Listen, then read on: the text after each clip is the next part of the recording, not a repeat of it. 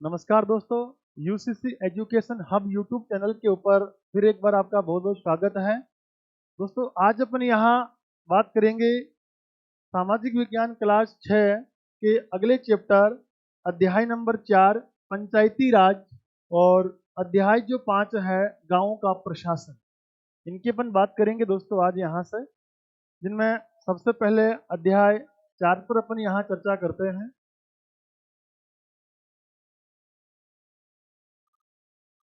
जो का चैप्टर है पंचायती राज, और पंचायती राज की अपन यहाँ चर्चा करें। इनमें सबसे पहले दोस्तों ग्राम सभा का जिक्र किया गया है। ग्राम सभा क्या है, ग्राम सभा के बारे में यहाँ जिक्र किया, और ग्राम सभा के बारे में बताया गया है कि पंचायत के सभी वयस्कों की सभा है। ग्राम सभा जो होती है वो पंचायतों के सभी वयस्कों की सभा होती है। लोग प्रत्यक्ष रूप से भाग लेते हैं इसमें, और गठन 5 साल के लिए किया जाता है। इसका एक सचिव होता है जो ग्राम पंचायत का भी सचिव होता। प्रतिनिधियों से जवाब मांगते हैं इन ग्राम सभा के सदस्य।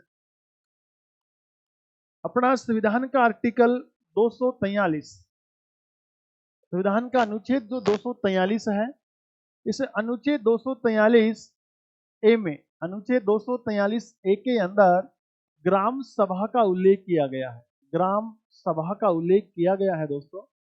ग्राम सभा की अपन बात करें तो भारत के अंदर जो लोकतंत्र है दोस्तों वो अप्रत्यक्ष लोकतंत्र है। हमने लास्ट क्लास में लोकतंत्र की चर्चा की थी। एक तो प्रत्यक्ष लोकतंत्र होता है, एक अप्रत्यक्ष लोकतंत्र होता है। प्रत्यक्ष लोकतंत्र का मतलब है जहां कानून निर्माण में जनता की प्रत्यक्ष भागीदारी हो, वो प्रत्यक्ष लोकतंत्र है। और अपने भारत के जो कॉन्स्टिट्यूशन में बात करें तो यहाँ कानून निर्माण में जनता की प्रत्यक्ष भागीदारी नहीं होती, क्योंकि कानून निर्माण के अंदर जो भागीदार है वो जनता द्वारा चुने गए प्रतिनिधि होते हैं। इसलिए भारत का जो लोकतंत्र है वो अप्रत्यक्ष है। लेकिन अगर आपसे पूछ लिया जाए कि भारतीय संविधान के अंदर प्रत्यक्ष लोकतंत्र का एकमात्र जो उदाहरण है, तो वो आप बताओगे ग्राम सभा। जो आपकी ग्राम सभा है दोस्तों, ये ग्राम सभा भारत में प्रत्यक्ष लोकतंत्र का उदाहरण है। प्रत्यक्ष लोकतंत्र, प्रत्यक्ष लोकतंत्र का उदाहरण है ग्राम सभा। क्योंकि ग्राम सभा का गठन जो है, ग्राम सभा का जो गठन है वो ग्राम सभा का गठन होता है। ग्राम सभा के गठन की बात करें, मीन्स ग्राम सभा के सदस्यों की बात करें कि ग्राम सभा में शामिल कौन होते हैं, तो एक ग्राम पंचायत जो होती है, जो ग्राम पंचायत होती है, इस ग्राम पंचायत के सभी वयस्क, ग्राम पंचायत के सभी जो वयस्क लोग हैं, सभी जो वयस्क लोग हैं वो आपके ग्राम सभा के सदस्य होते हैं। तो इस ग्राम सभा के अंदर कोई भी कार्य किया जाता है तो वो ग्राम पंचायत के सभी जो मतदाता हैं, वयस्क नागरिक है जिनकी आयु 18 वर्ष से अधिक है। क्योंकि भारतीय संविधान के अंदर जो वयस्क व्यक्ति है मतदान की आयु वो 18 वर्ष है। वैसे आपके मूल संविधान के अंदर तो ये आयु 21 वर्ष थी, जो वर्तमान के अंदर 18 वर्ष है। और ये जो परिवर्तन किया था, ये संविधान का 61वां संशोधन हुआ था 1989 में, और उस समय भारत के प्रधानमंत्री थे राजीव गांधी। उन राजीव गांधी के समय ये जो वयस्क मताधिकार की आयु है ये 21 वर्ष से घटाकर 18 वर्ष की गई थी। तो भारत के अंदर जो ग्राम सभा की बात करें, ग्राम सभा का उल्लेख संविधान के अनुच्छेद 243 ए में किया गया है। और ग्राम सभा का मतलब यही है कि ग्राम सभा में अपने जो ग्राम पंचायत होती है उसके सभी मतदाता इस ग्राम सभा में शामिल होते हैं। उन्हीं की राय में सारा काम होता है। इसलिए भारत के अंदर प्रत्येक जो लोकतंत्र का उदाहरण है आपका ग्राम सभा माना जाता है। जहां से आपने ये शब्द पढ़ा है, यहाँ ये लाइन पढ़ी कि यहाँ ग्राम सभा में प्रतिनिधियों से जवाब मांगते हैं ग्राम सभा के सदस्य। जो ग्राम सभा के ये सदस्य होंगे, जो यहाँ प्रतिनिधि होंगे, प्रतिनिधि का मतलब अपना वार्ड पंच होता है, और ग्राम सभा का जो मुखिया सरपंच होता है, उनकी जो भी कार्यवाही होती है उनसे जवाब मांग सकते हैं यहाँ ग्राम सभा के सदस्य। और ये प्रत्यक्ष रूप से यहाँ लोग भाग लेते हैं, और पंचायत के सभी वयस्क इसके सदस्य हैं, और गठन 5 साल के लिए इनका गठन किया जाता है। और इसका एक सचिव होता है जो ग्राम सभा की जो भी कार्यवाही है उनका जो कामकाज है वो सचिव के द्वारा किया जाता है। यहाँ से इनसे आगे अपन बात करें, इसमें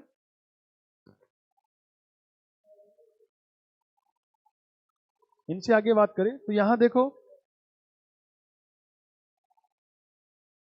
यहाँ पंचायती राज में एक सचिव का कार्य बताया गया है, एक सचिव का कार्य बताया गया है। और सचिव के बारे में यहाँ कहा गया कि सचिव का कार्य क्या होगा। देखो, सचिव का कार्य होगा कि ग्राम सभा व ग्राम पंचायत की बैठक बुलाना। भाई आपकी जो ग्राम सभा है और जो ग्राम पंचायत है, इसकी बैठक बुलाने का जो काम करता है वो कौन करता है? आपका सचिव करता है। और जो भी चर्चा एवं निर्णय हो उनका रिकॉर्ड रखना काम भी किसका है? सचिव का है। ये जो पॉइंट पढ़ रहे हैं, ये पॉइंट अपन केवल इस बुक की लाइन पढ़ रहे हैं। इस बुक के जो फैक्ट हैं, जो आपके अभी रीट पात्रता एग्जाम के अंदर बहुत महत्वपूर्ण पॉइंट है, इनसे बाहर आपका एक भी क्वेश्चन नहीं जाता है। 6 से लेकर अगर 10 की आप एनसीईआरटी बुक्स पढ़ते हो तो ये सारी जो लाइनें हैं उन्हीं बुक्स की लाइन है कि जो भी चर्चा होती है यहाँ सदन में, इस सभा में, उनके निर्णय और उनका रिकॉर्ड रखने का काम भी कौन करता है? यहाँ सचिव के द्वारा किया जाता है।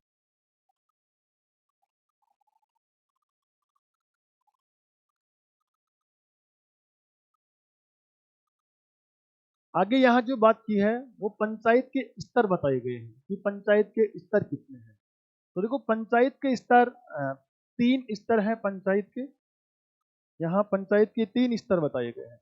ये 3 स्तर है पंचायत के, जिसमें एक आपका सबसे निम्न जो स्तर होता है वो ग्राम पंचायत होता है। सबसे निम्न स्तर ग्राम पंचायत होता है।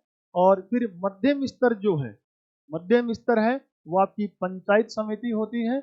और इसका जो उच्च स्तर है वो होता है आपका जिला परिषद होता है। उच्च स्तर है आपका जिला परिषद है। इसकी देखो बात करें दोस्तों, यहाँ से जो आपका पंचायती राज जो है, इसकी थोड़ी साइड की बात करें, पंचायती राज, ये जो पंचायती राज है ये भारत में सर्वप्रथम, ये पंचायती राज भारत में सर्वप्रथम राजस्थान से लागू हुआ है। भारत में पंचायती राज सर्वप्रथम जो लागू हुआ है वो राजस्थान से हुआ है। राजस्थान के अंदर ये जो पंचायती राज सबसे पहले लागू हुआ वो 2 अक्टूबर 1959। 2 अक्टूबर 1959 जो नागौर का बगदरी गांव है, नागौर का एक गांव है बगदरी गांव, बगदरी गांव नागौर से, बगदरी गांव नागौर से भारत में सबसे पहले पंचायती राज व्यवस्था की यहाँ शुरुआत हुई थी। जिस समय यहाँ भारत के जो पीएम थे, जिस समय यहाँ भारत के पीएम थे वो पंडित जवाहरलाल नेहरू जी थे। और यहाँ इस समय राजस्थान के जो मुख्यमंत्री थे, वो राजस्थान के मुख्यमंत्री यहाँ मोहनलाल मोहनलाल मोहनलाल सुखाड़िया जी यहाँ राजस्थान के मुख्यमंत्री थे। अगर इनकी बात करें तो राजस्थान में सर्वाधिक कार्यकाल वाले मुख्यमंत्री में मोहनलाल सुखाड़िया का नाम आता है, जो कि राजस्थान में 1954 से लेके 71 तक लगातार राजस्थान के मुख्यमंत्री रहे हैं। और भारत में बात करें तो 1952 से लेके 64 तक भारत के जो प्रधानमंत्री रहे हैं लगातार 3 लोकसभा में, वो आपके जवाहरलाल नेहरू रहे हैं। तो इन्हीं के समय भारत में सबसे पहले जो पंचायती राज व्यवस्था की शुरुआत हुई वो 2 अक्टूबर 1959 राजस्थान के नागौर जिले के बगदरी गांव से की गई है। और ये जो पंचायती राज का जो यहाँ त्रिस्तरीय जो ढांचा रखा गया था, ये जो त्रिस्तरीय यहाँ ढांचा रखा गया पंचायती राज का, ये त्रिस्तरीय जो ढांचा है बच्चों, ये त्रिस्तरीय ढांचा रखा गया था, ये बलवंत राय मेहता समिति की सिफारिश पे रखा गया था। बलवंत राय मेहता, जो बलवंत राय मेहता जो समिति जो 1957 में गठित की गई थी, इसी बलवंत राय मेहता समिति के द्वारा भारत में पंचायती राज का ये त्रिस्तरीय ढांचा जो आपके सामने यहाँ लिखा हुआ है, ये त्रिस्तरीय ढांचा जो भारत में दिया गया था, वो बलवंत राय मेहता समिति की सिफारिश पे जो 1957 में गठित हुई थी। और इसी समिति के परिणाम स्वरूप भारत में सबसे पहले राजस्थान में पंचायती राज का गठन हुआ है, नागौर से, बगदरी गांव से। और राजस्थान के बाद में अगर बात करें तो 11 अक्टूबर 1959 को भारत में जो दूसरा राज्य है वो आंध्र प्रदेश है, जहां से पंचायती राज का गठन होता है। दोस्तों, पंचायती राज का गठन सबसे पहले होने को तो राजस्थान में होता है, लेकिन पंचायती राज के चुनाव जो है, तो चुनाव पंचायती राज के सबसे पहले हुए हैं, वो आपका राज्य आंध्र प्रदेश है। पंचायती राज के जो चुनाव सर्वप्रथम हुए हैं, वो पंचायती राज के चुनाव सर्वप्रथम आपके आंध्र प्रदेश राज्य से होते हैं, जबकि राजस्थान में पंचायती राज का क्या हुआ है, गठन हुआ है। तो इस प्रकार आपके यहाँ पंचायत के ये 3 स्तर कहे गए हैं, और ये इसी कारण आप बलवंत राय मेहता को भारत में पंचायती राज का क्या बोलते हैं, जनक कहते हैं। पंचायती राज का जनक कहते हैं बलवंत राय मेहता को, जबकि भारत में स्थानीय जो स्वशासन का जनक है, भारत में अगर आपसे पूछ लिया जाए कि भारत में स्थानीय स्वशासन का जनक, स्थानीय स्वशासन का जो जनक है वो लॉर्ड रिपन को कहते हैं, लॉर्ड रिपन। ये लॉर्ड रिपन भारत में स्थानीय स्वशासन का जनक है, क्योंकि लॉर्ड रिपन महोदय के द्वारा ही भारत में सबसे पहले 1882 ईस्वी में लॉर्ड रिपन के द्वारा ही भारत में सबसे पहले स्थानीय स्वशासन का जो विधेयक है वो पारित करवाया गया। इसीलिए लॉर्ड रिपन को भारत में स्थानीय स्वशासन का जनक कहते हैं। और इसी लॉर्ड रिपन के समय भारत के अंदर नियमित जनगणना भी शुरू हुई थी। जो भारत में नियमित आप जनगणना बताते हो, ये जनगणना भारत के अंदर 1881 में हुई थी, और ये भी लॉर्ड रिपन के समय हुई है। बाकी स्थानीय स्वशासन का जनक आपका 1882 लॉर्ड रिपन, जबकि पंचायती राज का जो जनक है वो किनको बोलते हैं, आप बलवंत राय मेहता को बोलते हैं। और इसी के द्वारा ये स्ट्रक्चर जो आज अपना चल रहा है, पंचायती राज के 3 स्तर, जिनमें सबसे पहले आप यहाँ पढ़ते हो क्या, ग्राम पंचायत। ये ग्राम पंचायत यहाँ का तीसरा स्तर सबसे निम्न स्तर हुआ है। सबसे निम्न स्तर ग्राम पंचायत है।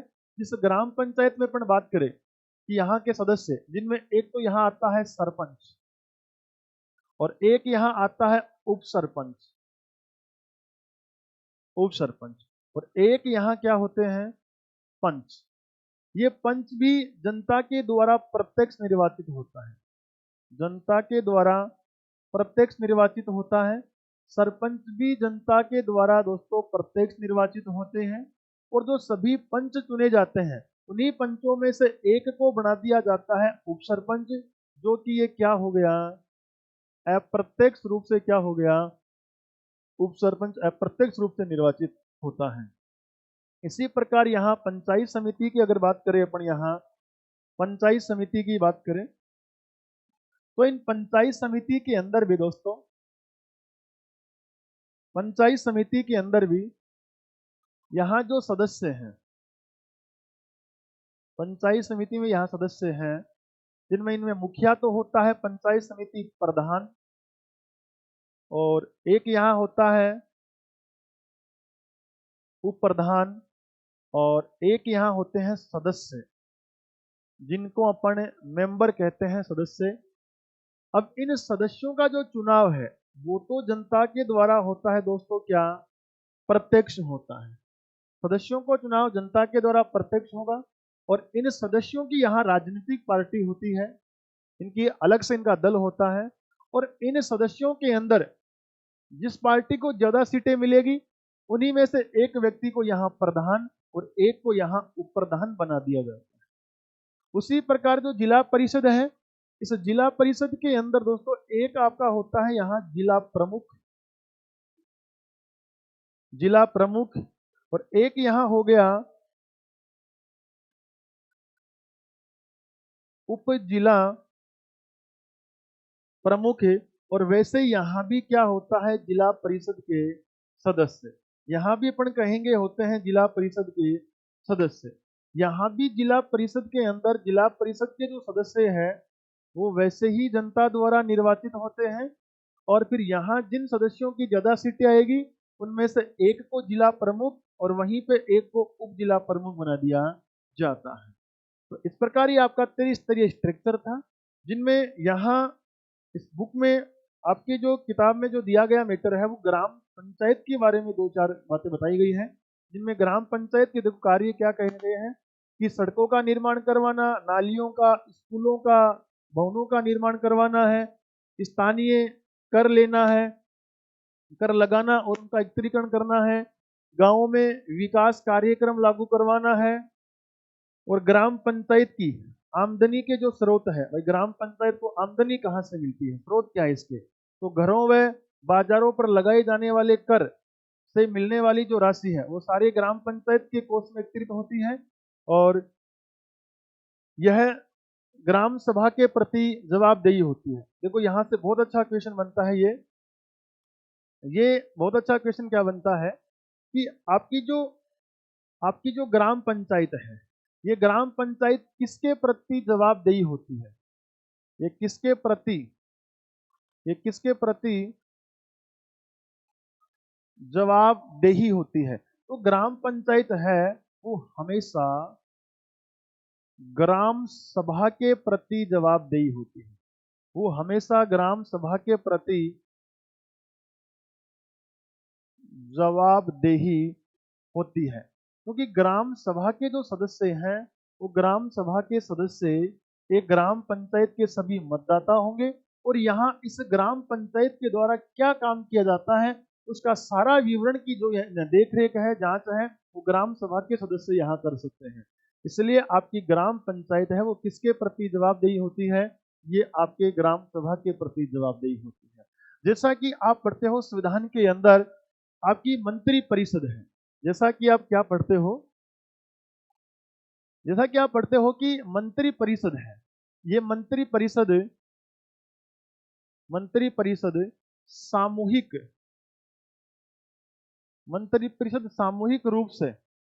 सामूहिक रूप से तो लोकसभा के प्रति उत्तरदायी होती है, जवाबदेही होती है, और मंत्री परिषद व्यक्तिगत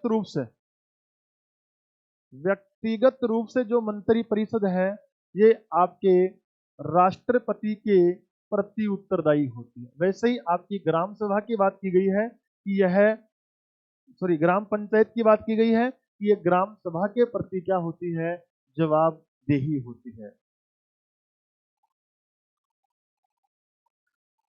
अब यहां से ये अपना जो चैप्टर है, ये अपना चैप्टर यहां से कंप्लीट है, पंचायती राज। इसमें देखो जो किताब के जो फैक्ट हैं वो यही फैक्ट हैं, इनको आप नोट करिएगा और इनको बार बार इनको पढ़िएगा।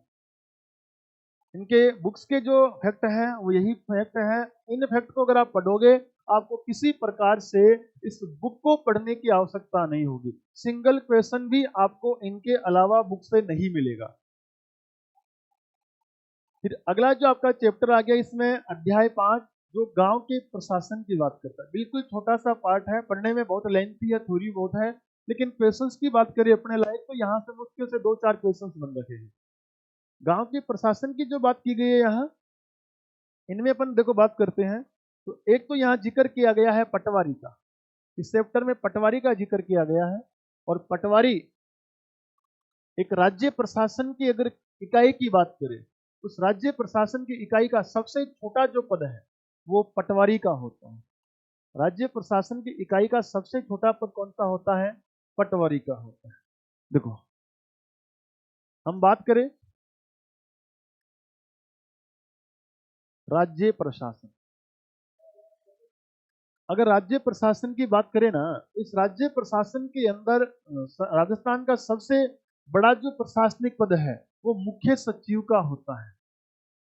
वो किसका होता है, मुख्य सचिव। मुख्य सचिव का होता है, राज्य स्तर के ऊपर हो गया ये राज्य स्तर के ऊपर हो गया। राज्य स्तर के ऊपर सबसे बड़ा जो प्रशासनिक पद है मुख्य सचिव का हो गया। फिर राज्य से अगर नीचे बात करें तो अपना संभाग स्तर आ जाता है, संभाग स्तर। और संभाग स्तर पे यहां से नीचे चले तो फिर आपका आ जाता है संभागीय आयुक्त। फिर आ जाता है यहां आपका संभागीय आयुक्त आ जाता है। संभाग से नीचे बात करें तो अपने जिले की बात करते हैं, जिला। और जिले के ऊपर जो है, जिले पर है, वो आपका हो जाता है जिलाधीश। जिलाधीश जिसको आप कलेक्टर कहते हो, जिलाधीश हो जाता है। और जिलाधीश के बाद में आगे बात करें यहां से, तो जिले के बाद देखो यहां एक क्षेत्र और आता है जिसको आप बोलते हो उपखंड क्षेत्र। उपखंड क्षेत्र बोलते हो। और उपखंड क्षेत्र के ऊपर जो आपका प्रशासनिक जो अधिकारी होता है, जिनको आप कहते हो एसडीएम, या उन्हीं को आप कहते हो एसडीओ। एसडीओ या एसडीएम कहते हैं। ये उपखंड क्षेत्र पे आ गया।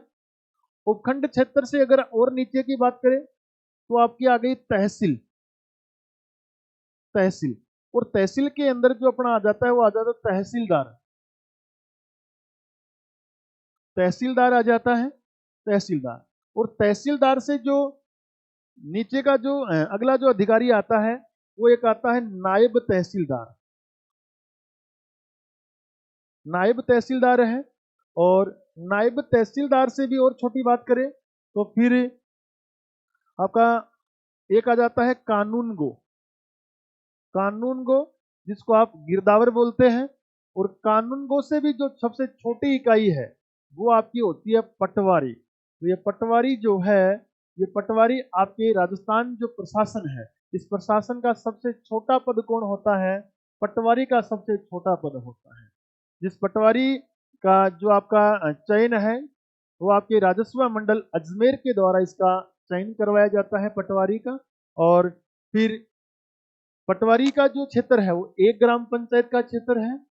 फिर जब 2 से 3 ग्राम पंचायत का क्षेत्र जब दे दिया जाता है उसको कानून को कहते हैं, जिसको अपन हमारी लोकल लैंग्वेज में गिरदावर भी बोलते हैं। और जब उस कानून को से थोड़ा बड़ा क्षेत्र हो जाता है, लगभग आप 20 ग्राम पंचायत के आसपास बता सकते हो, वहां एक नायब तहसीलदार होता है। और फिर एक तहसील स्तर के ऊपर जो अपना होता है वो तहसीलदार होता है। तो यहाँ इस बुक में जो आपको बताया है तो एक तो पटवारी के बारे में बताया है। और पटवारी के बारे में ये बताया कि पटवारी का जो काम है वो जमीन नापना व उसका रिकॉर्ड रखना का काम होता है। राजस्व जो एकत्रित करता है पटवारी करता है। और इस पटवारी को राज्यों के अंदर अलग अलग नामों से बोलते हैं, जैसे लेखपाल, कर्मचारी, ग्रामीण, ग्रामीण अधिकारी और कानून गो। अब कई जगह कानून को पटवारी के रूप में भी कानून को शब्द का यूज होता है, जो कि पटवारी का अपने एक व्यवस्थित रूप से बात करें तो जब किसी पटवारी का प्रमोशन होता है तो उसको कानून को या गिरदावर बनाते हैं। और फिर गिरदावर अपने प्रमोशन से क्या बनता है? नायब तहसीलदार। नायब तहसीलदार डायरेक्ट भर्ती से भी बनता है और डायरेक्ट कानून को के प्रमोशन से बनता है। फिर यहाँ तहसील के ऊपर अधिकारी को जब बताया वो तहसीलदार बताया, और एक जिले के ऊपर जिला अधिकारी को यहाँ बताया गया है। फिर यहाँ से अगली बात करें अपन, इस चैप्टर में ज्यादा विस्तृत बातें नहीं की गई है, बहुत कम बातें की है। और जो अपनी एग्जाम लाइक क्वेश्चंस हैं उनको सभी क्वेश्चंस को यहाँ आपके सामने रखा गया है। यहाँ एक बात, हिंदू अधिनियम जो धारा 2005 है इसकी भी यहाँ एक चर्चा की गई है। हिंदू अधिनियम धारा 2005, ये जो हिंदू अधिनियम धारा 2005 है इसके बारे में क्या देखो क्या बताया है। इसके अनुसार हिंदू परिवारों में जो बेटे बेटियों और उनकी माँ को जमीन में बराबर हिस्सा मिलेगा। कि एक पिता की जो अपनी पैतृक जमीन होती है उस पैतृक जमीन के ऊपर उनके पुत्रों, उनकी बेटियों और उनकी जो पत्नी है उन सभी का यहाँ बराबर हिस्सा होगा। ये हिंदू अधिनियम धारा 2005 के अनुसार कहा गया है। और ये जो अधिनियम जारी हुआ है ये अधिनियम भारत के सभी राज्यों और केंद्र शासित प्रदेशों के अंदर लागू हुआ है। तो ये आज आपके दोस्तों हमने जो छोटे छोटे चैप्टर किए हैं कक्षा 6 के जो राजनीति विज्ञान वाला जो पार्ट था एसएसटी में, वहां से अपने चैप्टर 4 और 5 की बात की है। अगली जो क्लास होगी अपनी उसमें अगले चैप्टर की अपन चर्चा करेंगे। तो इस बार सभी को एक बार धन्यवाद, बहुत बहुत धन्यवाद। और अधिक से अधिक इस चैनल को शेयर करिएगा, सब्सक्राइब करिएगा थैंक यू।